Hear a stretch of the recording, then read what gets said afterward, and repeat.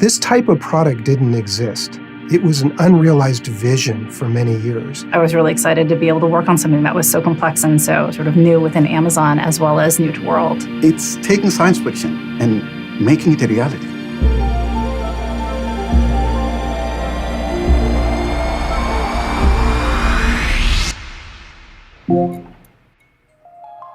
In one of the senior management meetings, we talked about, does anybody in the room think that in 5, 10 years, you're not going to have robots in your home? And everybody's like, yeah, we are.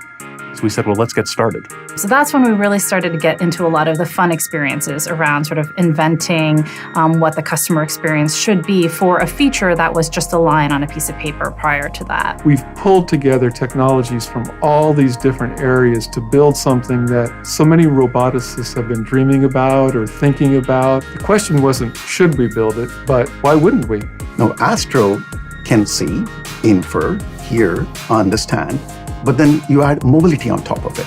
Astro is a robot that can go up to 1 meter per second. It has to detect walls. It has to detect challenging situations. This is going to be an autonomous device that's driving around your home. We had to make sure that there was a system that was always looking out and can stop Astro in a moment's notice. SLAM is simultaneous localization and mapping. This is a standard term used in robotics. It's an old problem. It's not a new problem.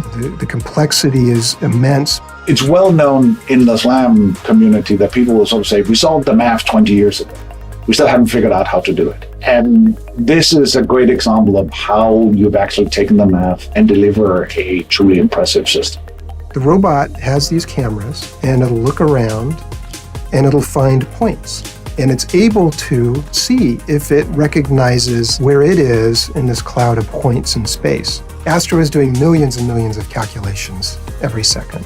We have multiple neural networks running in parallel based on camera input. We have multiple planners in this thing figuring out what to do and how to tie it all together. And kind of the neat thing about it is it's all packaged up within one robot. Astro does SLAM really well. To be able to do it locally, do it so fast, map out the world so quickly.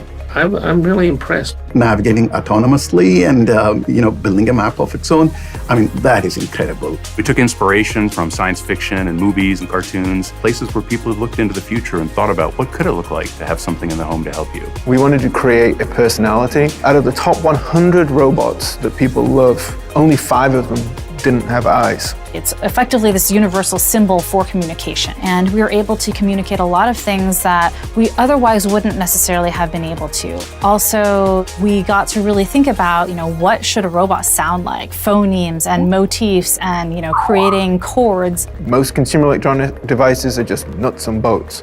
You turn it on, it plays a sound, that's it. Astro comes alive. This is our first robot, not our last robot. I think I'm excited to be able to launch Astro and share this with my friends and family and point to Astro and say, this is what I worked on. It's unlike anything I've ever done before. And the technology that we have built, I look at as foundational. Oh, Astro is a huge step forward. The next question will be, when can I get one?